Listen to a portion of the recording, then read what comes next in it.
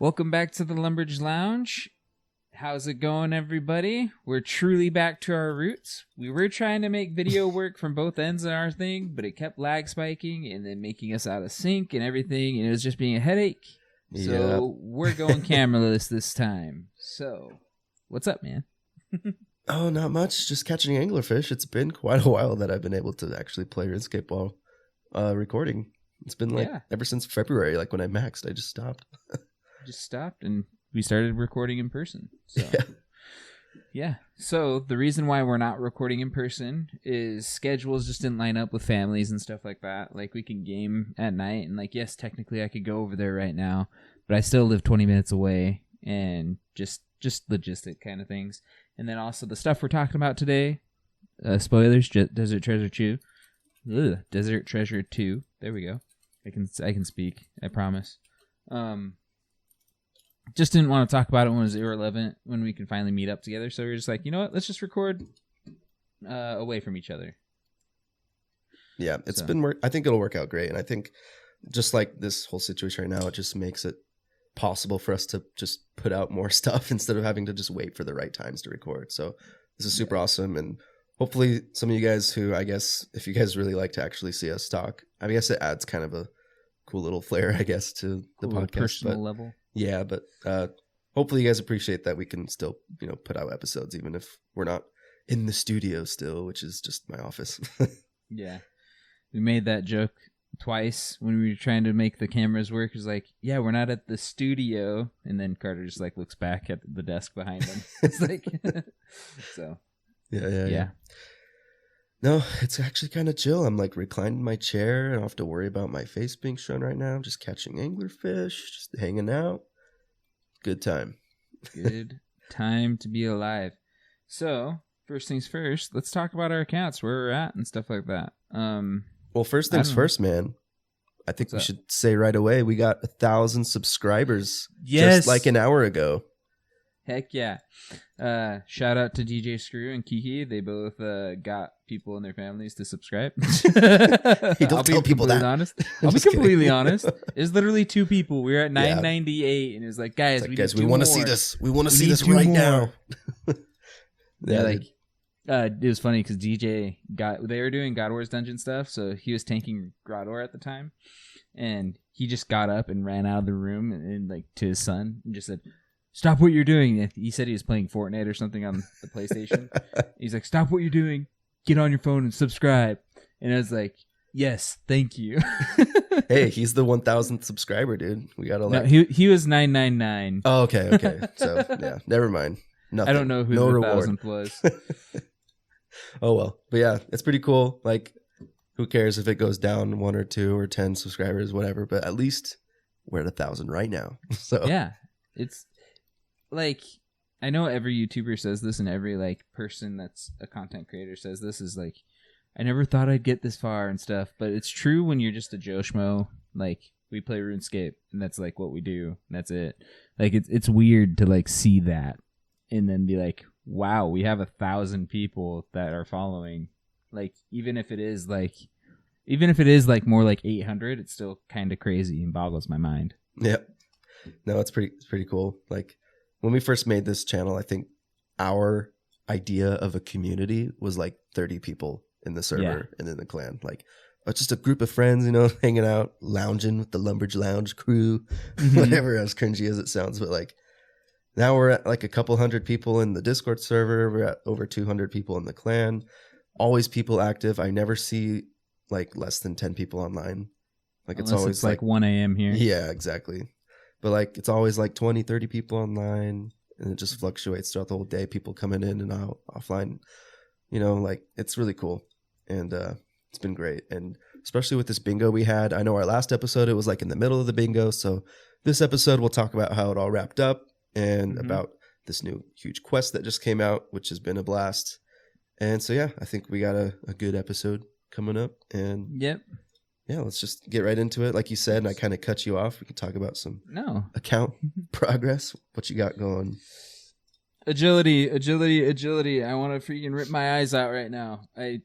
This is the only thing that's made me lose my mind in this game is agility. And like, I know I said I was going to do one level of each, agility, mining, and rune crafting. But once I hit like 96 in all of them, I was like, let's go for mining. Got 98 mining. I was like, you know what? I'm going to get some experience when doing rune crafting. So I stopped at 98. And then I started doing agility, and I was like, enjoying it as AFK, and then hit like 97. I was like, I can do this. And so from 97 to 98, I was so gung-ho. Hit that in like a week and a half. And now I'm just pushing through, like hating my life, pushing from 98 to 99. Yeah, but it's the last level, man. It's the last level. The good thing is, right now, I am at 526 more laps until I am done with agility forever. Also, in 3 more laps, I'm going to be at my favorite number twice at the Ardoin rooftops, 72. So, ooh, that's big. You'll get the pet right there. Get the pet right on that number. That'd be dope. Yep. So, yeah, that's really all I've been up to. In like 2 or 3 days, maybe, I'm going to set up a clan event saying, hey, come join my 99 agility party, and we'll have a drop party and everything, because I'm so excited for this one. Yeah, that's a really big accomplishment, man. It's like over 300 hours of just running laps or Hallowed Sepulchre or whatever. Yeah. Clicking green boxes. Yeah. Like, after this is out of the way, like, the longest thing left is rune crafting, and I'm planning on ZMI Day Out Essence the whole way through, so that's not even that long. So, I only have 3 more levels of that, and we're good to go. Should I go over all my levels I need left? There's only 25 of them. So I have this one agility level, 1 more mining level, 3 rune crafting levels. Those are the hard ones. Then we have 4 herb lore levels. Not hard at all. That'll take like 2 days. 7 more. Right, that's the math. Yeah, 7 more smithing level. That'll take like 2 weeks. 5 more fire making levels. That'll take like 2 days. 1 more slayer level, which will just happen before I max. And if not, it'll probably be my last skill if it doesn't just happen. And then 3 more hunter levels, which is probably the next 99 I'm getting, because I'm going on a trip here next week, and I plan on AFK monkey tails the whole time. And that's it. That's all I got. There you go. I gotta say, though, you're giving yourself 2 weeks to get 7 smithing levels? You could do that in 1 week, bro. I don't know. We'll see. 1 week. Come on. I just said a number, man. I'm not even like really thinking about it. Yeah. So. Well, it just depends if you want like AFK at anvils or like actually like blast furnace or giant's foundry. Like, the first 3 levels are gonna go so fast because I have so much gold ore saved up. Like, there you go. Funny. It's gonna fly. Isn't it like 300 or like 400k smithing an hour or something with gold bars? Something like that. So yeah, dude. I'm excited. You can get it like 1 mil smithing in a day and it won't even be that hard. For sure. You're right. So, yeah, that's what I'm up to. Just maxing. And then doing Desert Treasure 2 bosses, which we'll talk about in a little while. Yep. I don't even know what I've been doing. What have I been doing? Desert Treasure 2 bosses. That's it. That's all you've been doing. Like, like when I tell you my KC, a little bit of Cal Fight Queen, but yeah, you're right. Yeah, when I tell you my KC, then you're like, "Oh, sweet, dude," and then you tell me yours. I'm like, "Dude, you have more time than I do," because you have. I'll just be honest. I've only really been killing one of them, and so Carter has more KC at like all the other 3, and it's great. So I'm doing the KC right now for all 4 because the high scores don't show it in game. So let me pull them all up. I just need to put Leviathan. So I have 40 Duke kills, 31 Whisperer, 30 Vardorvis, and 36 Leviathan kills.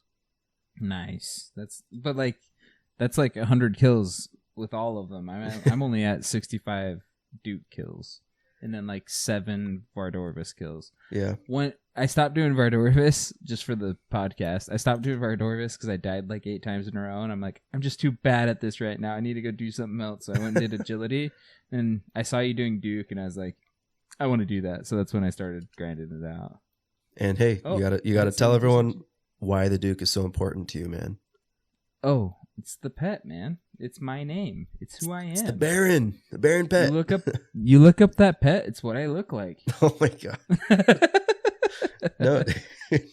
Yes. As soon as I saw that the pet was named Baron, I was like, man, either you or me, one of us needs to go and grind that pet out. Because if you get it, then it's your name, it's your pet. But if I get it, then I can make you my pet, man. Dude, I'm already your pet. What? Okay. I didn't say that. I didn't say that. What?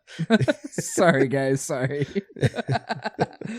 We're cousins, by the way, so there's no like weird fanfic, Lumbridge Lounge fanfic out there. I mean, yeah. Don't even try. Okay, please don't. Let's move on. So let's talk about bingo. Yes. So it's done. This event ended 3 days before Desert Treasure 2 came out. So, and we did that on purpose so that people could prepare for DT2. But it ended up being a great event. I know we talked about bounty tiles, but I think we only talked about one of them last time. And that was the big twist of our last bingo, which I thought was really fun and really cool. Is where we'd put random times and random tiles and make them a bounty tile where they're worth basically double than the other tiles. And the first one I think we talked about was just getting a champion scroll, which was so fun to see so many people grinding out goblins and to get that goblin champion scroll. But the other two throughout the week, we had one that was to get a Revenant drop, except not from the Rev boss because it automatically drops one, but like an emblem or a weapon or anything from it. And then the other one was to create a wilderness ward where there's like 3 pieces and you have to go and get all 3 pieces from the different bosses and content in the wilderness. So those were super fun. What I think made it fun was the random times, because one of them I posted at midnight our time, so a lot of people were already asleep, and it was funny to see people wake up and be like, "Whoa, there's a bounty tile! Like, let's go, let's get it!" And so everybody woke up that day and started grinding. Yep. So. And then the Europeans got a little head start, and then the next bounty tile we flipped the time so that everybody kind of got a good advantage one way or the other. Yeah, we tried to make it fairly fair for everyone in some way, because in the end, it's just a clan event. It's not like some hardcore competitive thing that we want to push on everyone. Yeah, like it was just for fun. It's like we all know it was just for fun. So, most of us. Which, yeah, we're gonna leave that alone. Yeah. You know who you are. What? Okay, we need to cut that out. No, we're not. Okay, whatever. I'm too lazy. Too lazy. It's okay. But with that being said, I wanted to announce the winners and second place of the teams that did bingo, because I think it's just important, because it's cool to see and to see who got the drops from the event. So to shout out the winners of our 2023 summer bingo. Actually, let's go second place. The second place people, the second place people that of our bingo 2023 was the team captain was Richard, and his team comprised of Jerry W 2214, Toklo, FedEx SP, Jerry my dad, Lord Maticus, and Camden 55510. So those guys fought hard. They got good drops, but they fell a little short to Jared J 915's team, which comprised of him, Iron Eagle 14, It's Kibbs, Tax Evader, I'm a Great Guy, and 28 grams DMT dab. Nice. So congratulations to those guys. Like every day that I jumped on, because both me and Carter have lives, and so do these guys, but a lot of these guys took time off and grinded it out for bingo, which was awesome to see. Yeah. Every day I was able to get on, I saw full clan chats and full VCs. It was awesome to see. Yeah. It's great to see when you put something together out of nothing, and then people actually are excited for it. You know what I mean? It's fun trying to brainstorm the board, and I do have to say I feel like we got a lot of compliments from the board itself. I think a lot of people liked the tasks that we were giving out as a bingo this time. It might have been our best board out of the 3, and definitely our best just whole bingo event overall out of the 3. Definitely better than the second one. I think us hosts made a couple slip ups of just planning and just putting out that second bingo, but I think we definitely learned from our mistakes, and it just makes me excited for the 4th bingo that we have this winter.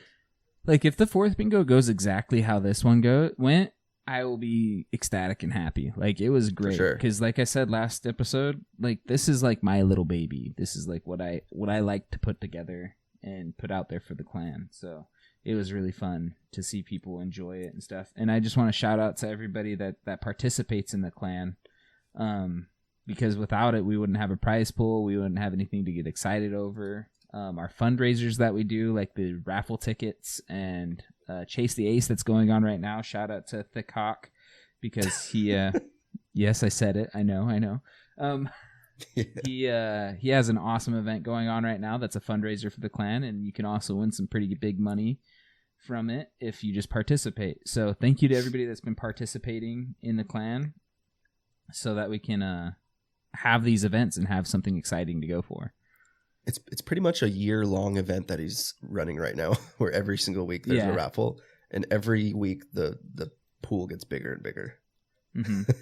Well, and it's every week the pool gets bigger and bigger, and if you hit the ace of spades, I'm pretty sure, right? I think you get so. Like jackpot. Yeah, and that's the end is when we get the jackpot to hit. So potentially a year. Potentially it could go on for 52 weeks. But what's cool is the longer it goes, the bigger the jackpot is, but also the more we fundraise as a clan, because a portion of it every week is going into the clan coffer for fundraiser so that we can do more things like bingo. And just kind of a little sneak peek, I'm not going to give out too much information, but if you guys listen and you've been around, you know that we have a bingo every summer and winter.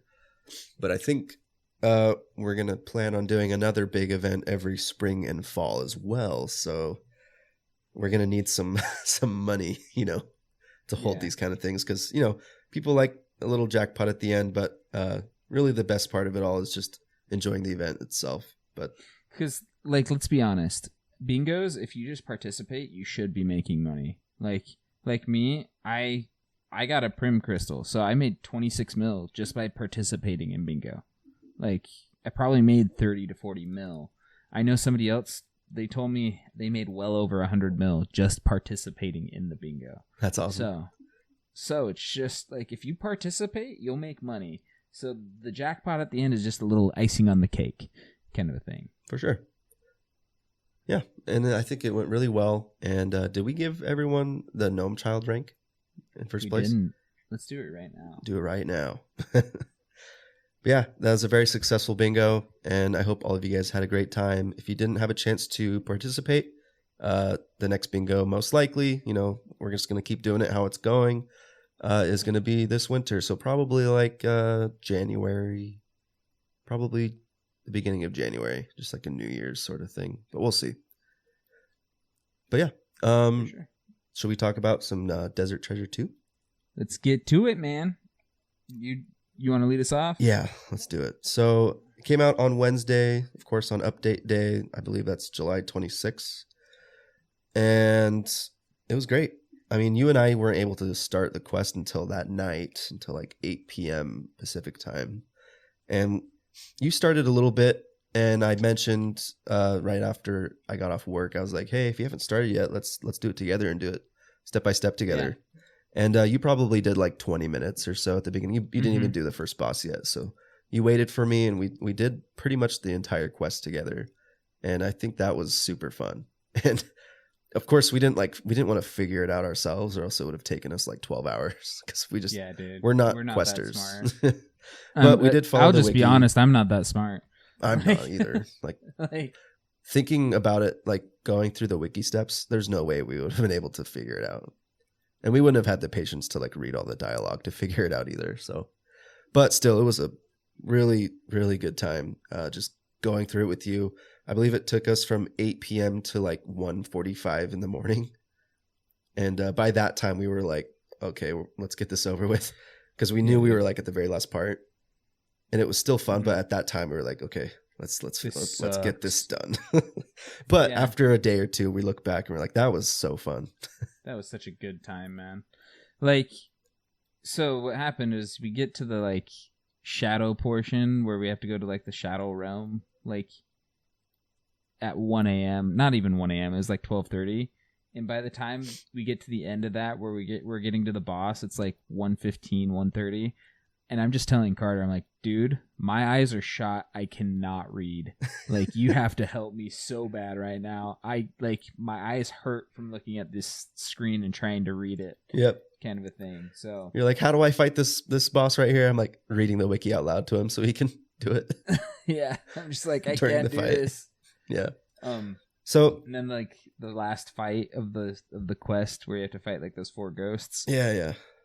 On my last attempt of the night, it was like 1:45. I was like, if I don't get it here, I'm just grabbing my stuff and I'm going to bed and I'll finish it in the morning. Yeah. And I did it. I was happy that I did it at that. Yeah, me time, too. So. Mm-hmm. So I was gonna say, I can just kind of explain from what I know about what you do in the quest. Like, no spoilers or anything, but like I don't really know what the story is, but it's cool. Lore, I will say it reminds me of like a traditional Zelda game where, you know, like you have to go to like this temple and then this temple and this temple and this temple, and then you finally go to like where you started and then fight the final sort of boss thing at the end, and then you are done. So like that's kind of how traditional Zelda games are, I guess. And so like the first one, we have to go and do this, and there's a puzzle, and after the puzzle there's a boss. And then after you get the boss, you get that little thing to put and take it back to where you started, and then you go and do the second like temple. You know what I mean? Yeah. Like, it kind of reminds me of that. So it's really cool. And I will say, my favorite like puzzle portion before the boss was the scar before the Leviathan. I think that was super creative and super fun, in my opinion. Like, it was a good time. Those puzzles, like, I hardly read the wiki because like they were actually like fun and engaging puzzles. Yeah. And you could pretty much figure it out on your own if you didn't read the wiki, I'd say. You just have to like kind of experiment. Yeah. Like the rune like combinations, I'd read them just because like I didn't want to think. Yeah. That's how far I'd go. But like, it was a long puzzle, but it was pretty engaging and fun. And I'd say if you guys are listening and haven't done the quest yet, and you have a friend that you play with that hasn't done it also, do it together. That makes it way more enjoyable, I'd say, because that's a long quest. And if you're just doing it by yourself, that's a long time. You're just like sitting there, especially if you're just following the wiki steps and just going through the motions. Do it with a friend. It's super fun. Especially like watching each other attempt a boss and then just kind of like watch each other, and just it's a good time. My favorite puzzle was definitely not the Whisper puzzle, but it was definitely like a creative way to have a puzzle in RuneScape. But I think it just lasted way too long. Yeah, like you're doing the same thing 15, like it felt like 15, 20 times, and it was like, I'm so done with this. It is such a bore. Remember like the first like 3 times we did it, we were like, dude, this is so cool. Yeah. Like both of us were just like amazed that this was going on. Yeah. But then after like the 5th or 6th time, we're like, really? Like, can we just move on? And then it kept going and going and going. And also it didn't help that we hit like midnight at that part of the quest. We're like, okay, let's speed this up. Let's get going. It's like, need to go to bed. Yeah. And you had work in the morning. You had to wake up like 5 hours after, like less than that. Yeah. Like 4 hours after we finished the quest. It was kind of a hard day, but I made it through. Yep. It was fun. And the bosses were amazing. I love all of them in their own way. And you have anything else about the quest before we talk about the bosses? No, that was just really fun. Like I gotta say, when I was doing it alone, like I'll just kind of reiterate your do it with a friend kind of thing. When I was doing the like strangled part alone for Vardorvis, the puzzle part before, I was getting frustrated because I was like, I don't really know what's going on. But when you joined me and I was actually like had somebody there, it like made it enjoyable. So for sure, that's just testament to it. It's just like the quest could be annoying if I was doing it alone. Yeah, for sure. And I actually like that Vardorvis puzzle. It's like a zombie survival sort of like mini game. Yeah, I think you enjoyed it a lot because I just told, like, I could tell you where a couple of the things were, because that's what took me the longest, is like, where the freak are these berries? Like, I'm so confused. Yeah. That was the only part of the quest where I pulled up a video of somebody else doing it, because I was like, I don't know where this is. Yeah. And it was also a cool, like, how do I say, like cinematic look of the game where like you're sprinting to get these things, and there's like a horde of like zombies chasing you, and it just looks cool because like things never really chase you in RuneScape until recently with some other quests. But like to see like a horde of like 15 zombies just like running at the same speed as you, chasing you, it's kind of cool looking. It's really cool. Oh, another part of the quests. I mean, these aren't really like spoilers, and I don't think people really care about spoilers. And even if they are, it's like if you haven't done the quest by now, like sorry. Yeah. Like but, this is 5 days after it came out. Like, yeah, something like that. Yeah, something like that. But I love the like the Duke section where you're running around this prison, and then eventually you start getting chased by I forget his name, but it's like this skeletal ghost thing. It's like it's actually kind of freaky. It's not like you just start fighting. It's kind of spooky how he just like appears and starts chasing you and attacking you, and you literally have nothing on. All you can do is just pray mage and run away. And it just slowly like that one doesn't chase you. It just like slowly floats towards you. Yeah. I don't know. Dude, that made me completely forget about the sandwich lady with you. Oh, yeah. In the desert. I've seen that happen to a lot of people, like on Behemoth and other clips. It's hilarious. Maybe, I don't know. What was that? It's kind of fun not to be spoiled for that part. But yeah, like you said, if you haven't, whatever, just say it. Yeah. So we were running, because after every boss, you get a medallion, and you have to go take it back to like the original temple and put it in its place. So that you could fight the final boss kind of thing.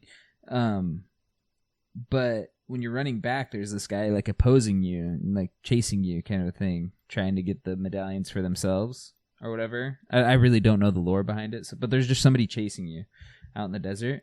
And Carter got a random event with the sandwich lady out in the desert. And he's like, ooh, sandwich lady, and clicked on her. And that guy popped out of disguise from the sandwich lady and started attacking you. Totally, you could just tell Carter was like confused for a second. He's like, "Holy crap! What the?" Like, and then it teleblocked me, and then it ice barraged me. It's like, no. Yeah. So it actually appeared to you when you were in your house near POH. Yeah, true. That happened too. I was like, she's in my house, or what? It's in my house. Yeah. So yeah, it's pretty good. I love how they added that. Made a little dangerous section of the game. Makes me wonder, like, if any hardcore Iron Man were just killed without them, like, even being prepared for it. Like, I know there's probably only like 5 real hardcore Iron Man that have done the quest, man. Like, yeah, that's it. With how hard these bosses are, like, you have to be psycho.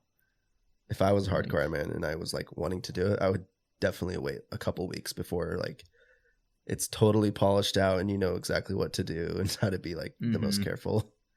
Because it's a pretty tough quest, I'm not going to lie. Like when you go in blind, even though we were watching the wiki, we did it on day 1. And we had to refresh the wiki to get like updates to the steps and to like the guides for the bosses because it was being updated in real time. That was kind of cool too, like seeing it being updated. Yeah. Because I had mine open from like noon and you're like, oh, I'm reading this part of the wiki. And I was like, where? Like I can't see it. And you're like, refresh the page. Is like, oh, okay. And I refreshed it and it was there. And I was like, that is insane. Like, yeah, I forgot. Sure. Yeah, it's super cool. Yeah, I like doing them on day 1, but I don't like figuring it out myself. I don't have the time for it. I don't really care for it.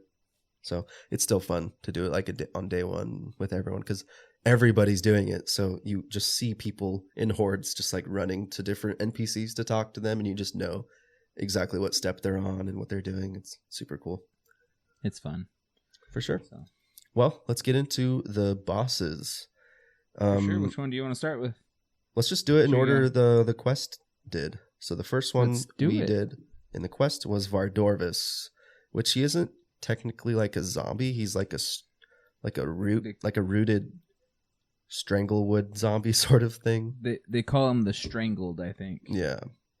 Which is super cool. One thing I actually realized about his character model, which is really interesting, is his left foot is separated from his leg, but it's being held together by roots. Like there's a root that's holding his foot in place so that it can walk around. Oh, it's kind of cool. Cool. Like, and he's missing a head and he has this really large tendril coming out of his chest or something. And I really love that boss fight. It's really fun. Yeah.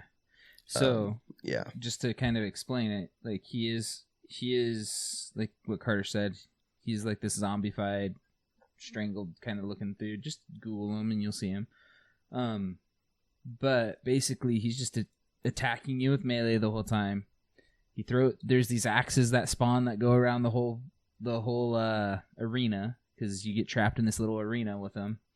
And then different parts of the fight, there will be like things that come out of the ground that hurt you, and then there will also be his head. He's a headless character, but his head will pop out of the ground and like shoot this ranged attack that'll hurt your prayer and hurt you and turn off your prayer.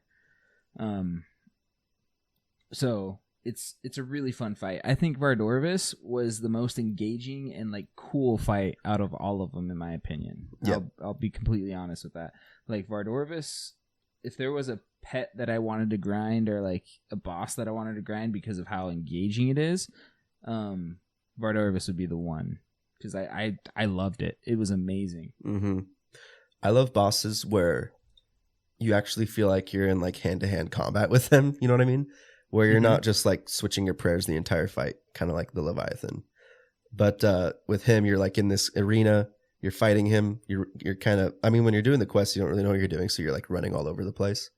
But when you kind of figured out, people started to just stay on the side and then just kind of run to the safe areas when the axes are going around, which is okay. Like, it's safe and it's kind of what you do, but it was really fun when you're doing it in the quest and you're just like running all over the place, just trying to dodge all these axes being thrown around. Yeah. And you don't have to pray switch too much. You just have to pray melee and then switch to range when the range attack comes, just to keep your prayer from being disabled. And it's fun to have all that movement going around while clicking on him, because he moves all over the place, so you can kind of misclick him sometimes, which can mess you up and make you run right into an axe and then freak you out and cause a panic, and then your prayer is disabled, and then he hits you for a 30, and then you get hit by another axe and you're bleeding, and then the tendrils come out of the ground and hit you again, and then you're dead. Like it is such a cluster of a boss. Like I've only killed it 9 times post quest, or it might even be 9. It might be 8. Yeah, I don't know. It's 8 because you get an actual KC, which is really cool because people got pets during the quest boss fights. Yeah, it's like, I don't know. It's a hard fight when you get panicked really easy, like myself. But if you can just stay in the like little triangle, I like to say, because like there's a side box that you sit on, or side tile that you sit on, and then you move left or right depending on where the axes spawn, kind of a thing. Yeah.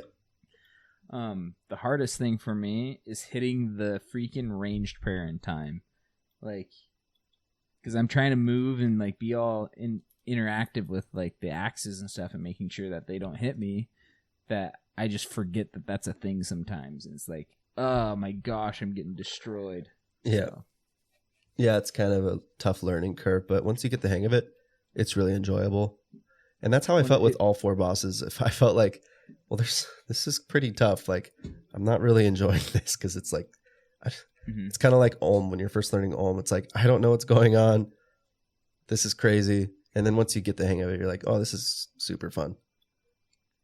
For sure. Which is fun because most quest bosses are super lame. Yeah. Like, think of any boss in the Nightmare Zone.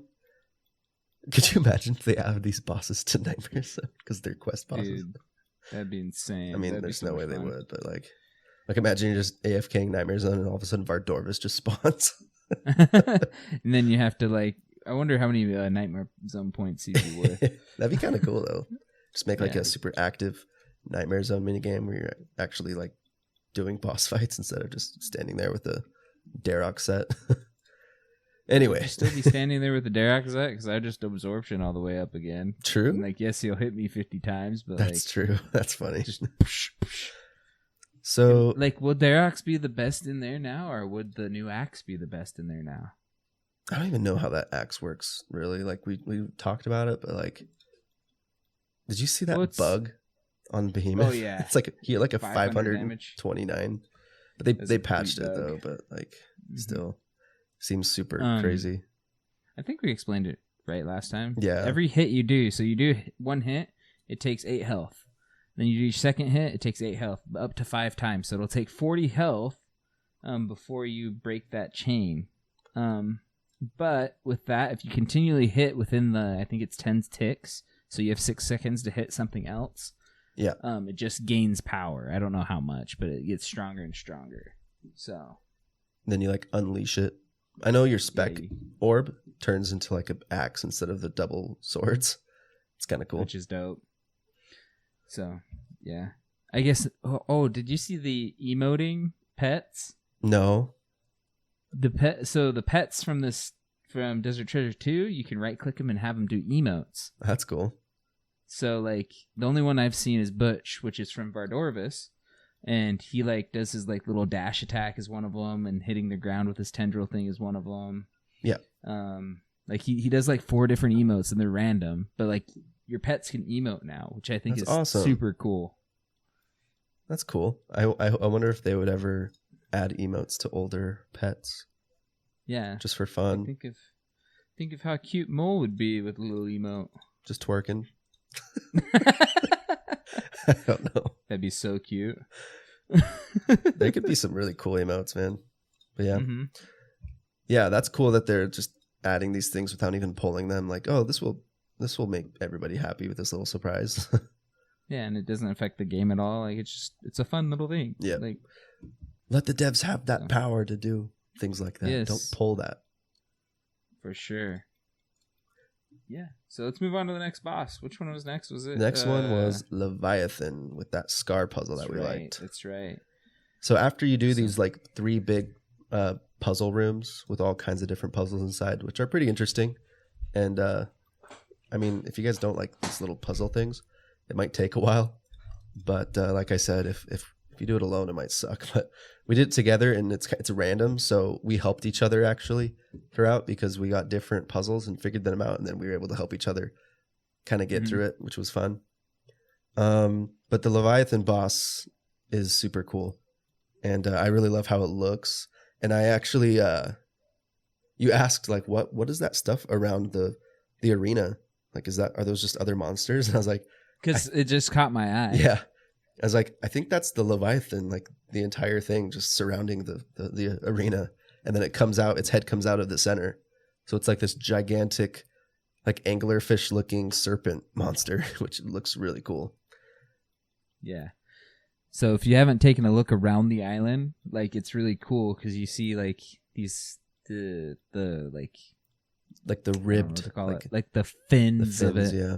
Like coming out and back into the water. Like this gigantic sea serpent, anglerfish looking thing. And which makes me think, like, why didn't it just swing its tail at you and kill you? Like, true. Yeah. So what did you think of the fight? Because I know you haven't done it post-quest. I haven't done it post-quest because I think it's the hardest fight out of all 4 of them. I think it's the most overwhelming out of all of them. And I know, like, after you get the hang of it, it can be easier, and like the little tech and metas that everybody's been making, it is easier and is more comparable to the other bosses. But just from my experience from the quest, it was probably the hardest to like keep up with. Yeah, so that's kind of my thing. I agree. Yeah, when I was learning it, the tile markers helped a lot, and I watched a YouTube guide for it because when I tried it post quest without looking up like an official guide yet, because there's not really like an official guide for it yet, but the one I watched was super helpful because when I first did it post-quest, I was having a rough time because I just kept shadow barraging it like every single time it started to shoot the prayer attacks at me, like mage, range, melee things. And I just was wasting so much time running around it because there's a mechanic where you like stun it with the shadow attack, and then you go around it to hit it in its weak spot in its back. And I was just doing that way too often and just wasting so much time and just getting damaged way unnecessarily. But the fight itself is pretty interesting and very unique, I'd say. It's kind of like Zebak with like the ranged and mage prayers, but he also adds melee prayer switches to it, as well as these special attacks that are really satisfying. Like I love the boulder special attack and like the shockwave special attack because it's just like so satisfying to pull off successfully. Because the boulder one is he just constantly throws boulders at you and they just land wherever your true tile was at the time. So what you do is you have to make like a row of boulders. And then when you know that special attack's about to finish, you have to go behind it because he's going to shoot out a big shockwave. And if you're caught in that shockwave, then you're going to take like a 55 or 60 or something. So if you don't really like make a wall to hide behind, or you can just hide behind one boulder, but it's a lot easier to just walk in a straight line and then just stand behind that. You're safe. But then those boulders stay there for the rest of the fight. So you kind of have to make sure not to trap yourself. And I've done that a few times where I've like gone to the outer edge of the arena and then I've made it so the boulders just surround me and then I can't move anywhere. So I have to telly out before I get like totally killed. For sure. So yeah, and even like I remember doing the quest boss because I think I died 2 or 3 times during the quest. And when I finally got it, I was just running around like a chicken with its head cut off. Like, like I don't know. I know that one's going to probably be I don't want to say the biggest learning curve because when we get to the Whisperer, that one might be, but I'll help you out. I don't know. I love the Whisperer. Yeah. And so does Jared in the clan. He's told us like every time I've talked to people in the clan, he's like, dude, the Whisperer is the way to go. Like, go do that one. We got to do a poll in the Discord server and be like, which one's your favorite? Team Whisperer. Let's do it right as we post this video. Let's do it. Okay. I do want to say the other special attack real quick of the Leviathan. Do it, yeah. Which is the shockwave, where he just constantly shoots this big, like blue lightning shockwave at you, and it's like constant, and it can overwhelm you pretty fast if you don't know what to do. And I think both of us in the quest boss KC, we just ran around him until he stopped doing it. But what I found out with the guide is you can just run back and forth at one side of the square and just hit it at the right tick, and you can attack him back and forth. It's almost like the Wook's Walk of Leviathan. It's really satisfying because you can dodge the shockwaves and you can also keep doing damage with him, which is really, really satisfying as well. It was really fun to watch you do that too, because I saw a couple like clips of it from TikTok or from... Sorry, I just burped. From YouTube or whatever, and saw people doing it. I was like, that is really cool. And then seeing you do it, I was like, dude, I could do this. Like that looks awesome. Oh yeah, like I'm so excited to do it. It's a lot easier than learning like to Wook's Walk for the first time. Or maybe it was because I learned Vorkath way earlier in my account. For sure. But I think it's easier than Wook's Walking. So, plus, it's a lot less punishing if you get hit. It's not like bam, bam, bam, you're dead. Yeah. Like Vorkath. For sure. So yeah. So yeah. No, I think the Leviathan's sick. I'm actually going to, before we move on, I haven't seen the pet for the Leviathan, so I'm gonna... Oh, super cool. And while you're looking that up, I will say if you guys want to grind the Leviathan, if you haven't been using the Web Weaver bow for the last phase of the fight, get one and use it. Because if you stand in that orb at the end that goes around, it makes your accuracy a lot higher and it protects you from his auto attacks. It slows them down a lot more. So it's just easier to prayer flick. But if you use the Web Weaver bow on him at that last part, you double spec him with it, he's dead. Like pretty much every single time. Out of the 30 or so kills, like 35 kills, I've only had to hit him one more time with my bow after the Web Weaver bow specs. But pretty much every single time you double spec him there, he's dead. And you can just skip like that entire last difficult phase of the fight, which is also really satisfying because it's just boom, boom, dead. Boom, we're done. Yeah.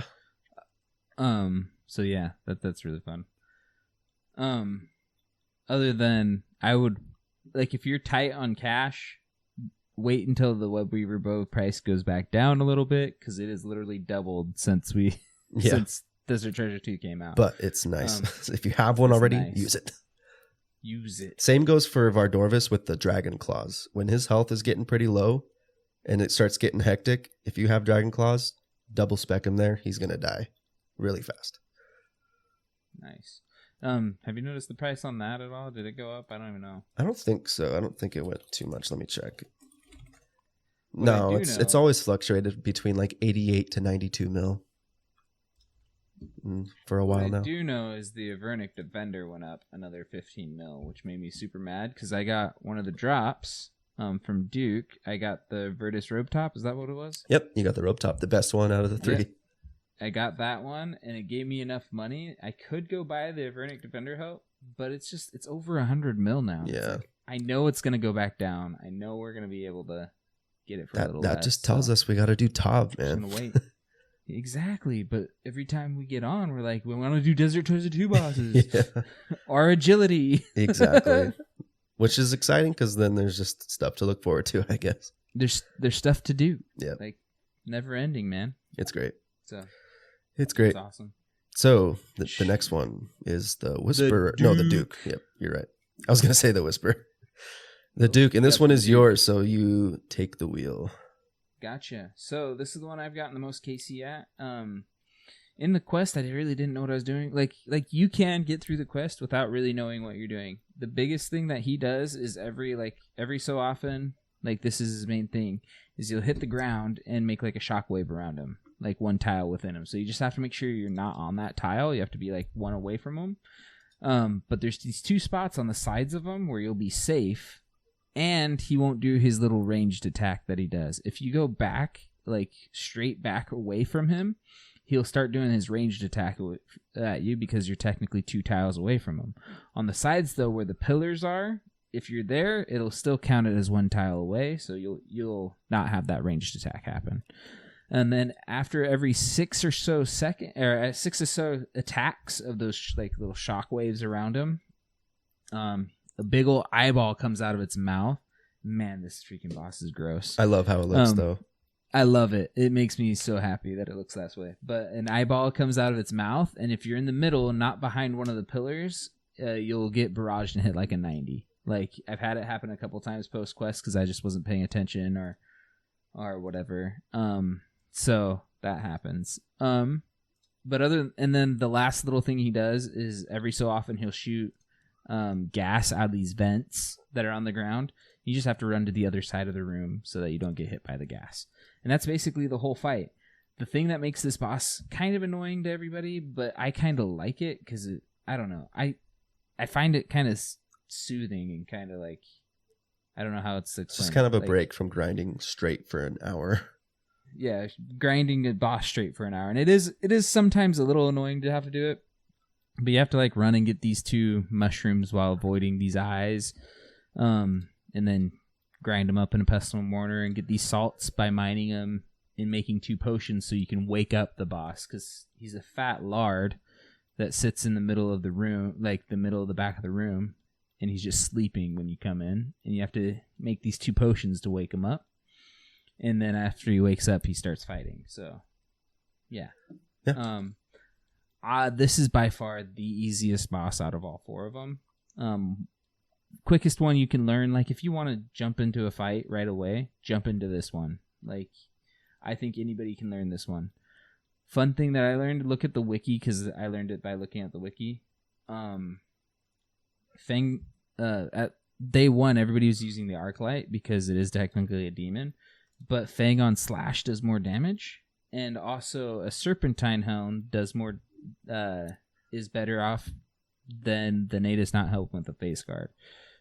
Just because you're doing more damage with the poison or the venom that comes from it. This boss only has 440 health. Like, the other bosses have way more, and there's a lot of bosses in this game that have a lot more than 400 health. So, but it takes a lot to hit it. So, as much damage as you can do, the better. So yeah, no, that's basically the whole boss. And if you haven't seen its pet, it's the boss's name is the Duke,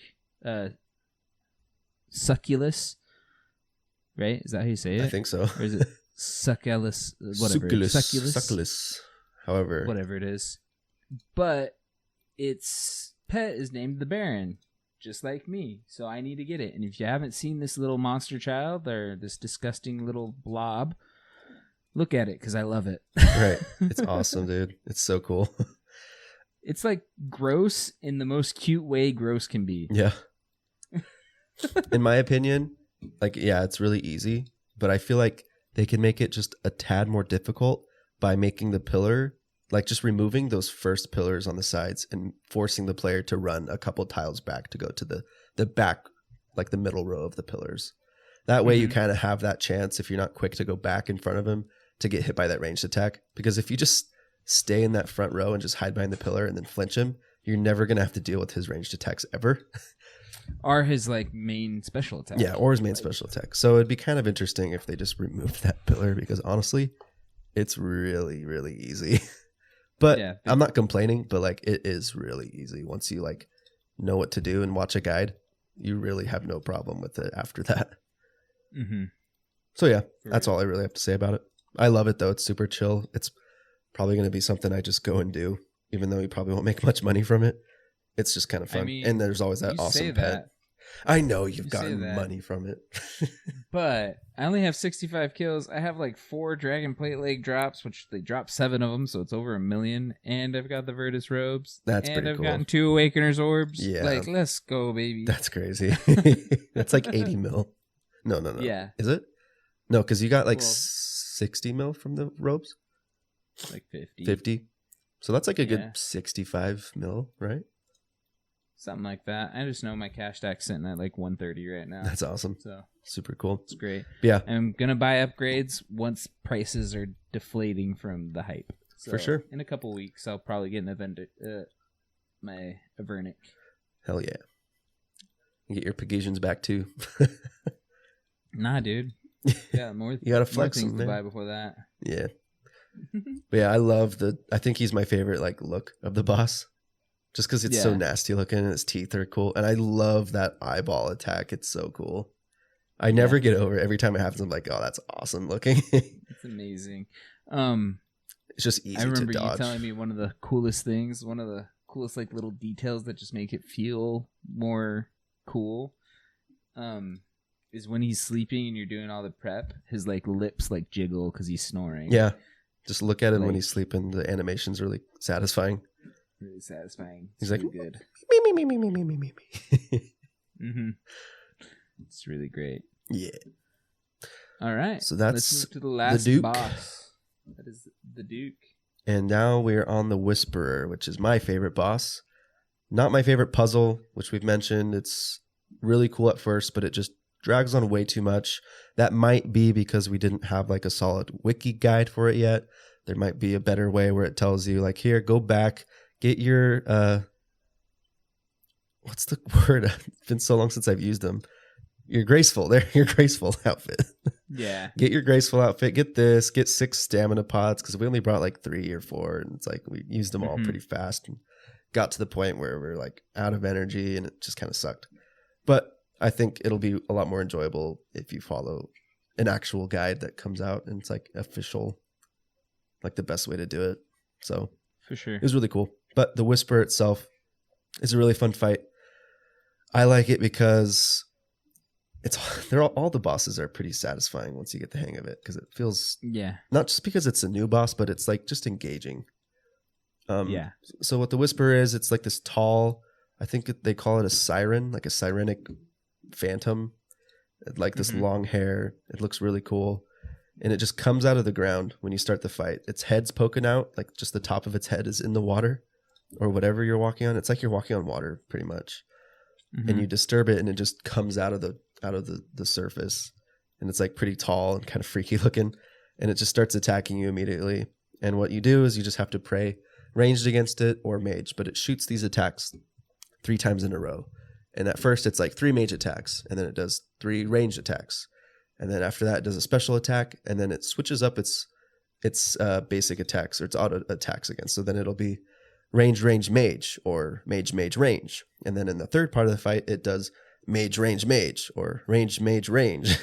And so it's definitely a prayer flicking boss. And when I was first learning it, it was so frustrating because I didn't quite know when to switch my prayers. Because there's bosses in this game where you have to switch your prayer before it even attacks. Like as soon as it does the attack, it registers the hit on you immediately. Like Calphite Queen. Before it even attacks, you're going to get hit if you didn't pray at that moment.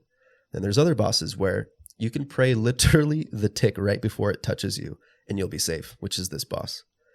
And so it's really satisfying because if you start to get the hang of it and know what to expect, as soon as you see the ranged attack come first and you know what phase you're in, you don't even have to look at the boss anymore. You just look at your prayers and switch mage, range, mage. And it's like really satisfying once you get the hang of it.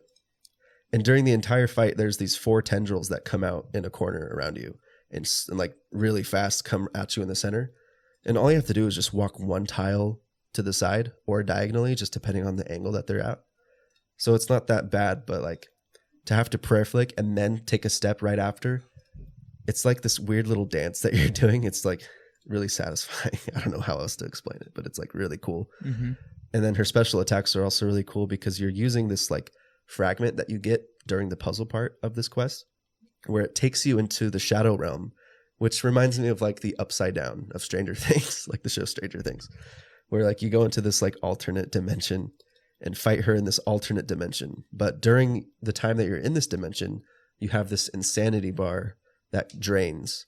And if you hit 0 in your insanity, then your health will literally rapid take damage and hit 0, like within like 2 seconds. Like you're dead. Like there's no way you can recover. You have to telly out before you die. And so that drains when you're in that shadow realm. And it also drains when you get hit by any special attack. So anything other than those auto attacks, like the mage and range attacks that she shoots at you. If you get hit by anything else, your insanity will go down like pretty fast. Like just one hit will drain it by 20%. So you have to be like pretty on with this boss. But yeah, it's pretty daunting when you're learning. But once you get the hang of it, it's really cool because you kind of get yourself through it without like taking any damage. You just have to like bring a ton of prayer potions, really. And I don't know, like the very final phase 2 is also really cool because you have to like run around her and she shoots 2 ranged attacks and then does 2 mage attacks and does 2 ranged while all these tendrils are just chasing you. So all you have to do is just run around her and just keep hitting her while running around and then just switching between range and mage. So it's not that hard, but it just feels really cool. I don't know how else to say it, but it's just really fun. Well, and like you say, it's not that hard, but it's not that hard once you like learn like the rhythm of it all. Like, I think that boss, like I haven't done it post quest, but by the looks of it, it's the most beat. Like, you got to be on it. Explain it. Well, not even on it. It's like, some YouTubers say this is like a rhythm game. Like you just have to be on that rhythm and like being able to like be on the right beats at the right time. Yep. To like switch your prayers. Definitely on time with the prayer switches. Yeah. Because when I was learning it, I was like, I don't know when I need to actually pray. Because the most annoying boss in this game to prayer flick when you're learning is Cerberus with those ghosts. Yes, you're like, when do I have to pray? It's so weird. Like when they're in like the very top of the arc that they're jumping at you, or like it's so weird when they barely leave the door and it's like it's the worst, and it's not even satisfying because it's like it just feels weird. It feels off. I want them to pray update. Right as they start moving. Yeah, I wish they could update every prayer boss in the game where it's just like it won't affect you until it hits you. You know what I mean?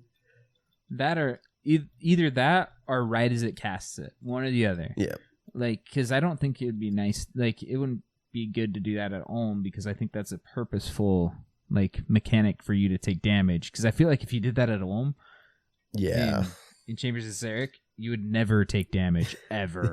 Like if you're just on top of it with the specials and everything like that, you just wouldn't. You hear the sound. The sound would really help you just be able to switch really fast. Yeah, for sure. Makes sense. But like some things like for Cerberus, that's so frustrating when you're learning it, and even now, like when you're still doing it, it's just kind of like just feels weird. Well, like I feel like I have to just laser trust focus it. on those ghosts and then trust it. It's like I guess this is the way to do it. It feels weird, but I'm not taking any hits. But oh well. Yeah, I'll probably only ever be doing that boss when bingos are hitting because that's usually a popular tile to make because it's an easy one to get a crystal. Yep. And I'm done with that boss because I'm not really worried about filling up the collection log for that boss after getting a prim and a pet. Yeah, exactly. So until 3 years from now and you have nothing else to do. So yeah. I'm pretty sure three years from now, Cerberus isn't the last thing I need to do for collection logs. True. Who knows? Maybe it will be. Oh, I hope not. That just means I literally no life this game for 3 more years. 3 more years. So yeah. But talking about it, all 4 of these bosses seem very, very solid. Like, I know some high-level community people are complaining about, like, they're not hard enough. But for the average player that's going to be playing this game, they're plenty freaking hard. Like, these are probably the hardest standalone bosses that they've released ever, in my opinion. Just because the mechanics within them. And it's super satisfying and super fun. And then, like we said, once you get them down, they're like, it's satisfying. Like, that's the only word we can describe it. Oh yeah, so for sure. And it might just be because they're new right now, but I really don't think so. There's something else about them that's really fun. I just hope that I don't know. You're getting nice drops, but it doesn't seem like the XP per hour or the GP per hour is very good. Yeah, because like you do these hard bosses and then you get like 700 GP. Mind runes. Yeah. I still am baffled that one of the drops on the drop table is literally 11 bronze bronze chain bodies. Yeah. Like, it said 110 GP on the ground, and I was like, "Are you kidding me?" And then I sold them the other day, like yesterday. I got 2 GP for each of them, so I got 22 GP for each of for a drop at a hard boss. Like, I was like, "Are you kidding me?" That's sick. Gosh. Anyway, I would say the Desert Treasure 2 quest was a 10 out of 10. I don't think there were many like bugs or anything at all. No rollbacks, nothing like that. Bosses were great. A lot of interaction. I looked at the scoreboard at the Leviathan yesterday, and we already have almost 1 million KC collectively as a community. I bet it's over 1 million now. It was like a 950,000. Like, it's probably over 1 million now. It was at 942,000 yesterday. I'm gonna go run and go check right now. Okay, just for fun. Sounds good. Yeah. Do you have any other final words for Desert Treasure? Not really. 2? I was gonna kind of just wrap it up while you're looking that up. Do it. Sounds good. With that being said, thank you guys so much for getting us to 1,000 subscribers on YouTube. If you're not subscribed, please go do it. Like, it takes a second out of your day, and if you don't like it, unsubscribe later. But most of our content over there is the podcast and some guides, which we told you last time. We have this big project coming out that Carter's specifically working on. He's been great at it, and so we're expecting to put more content out and stuff like that.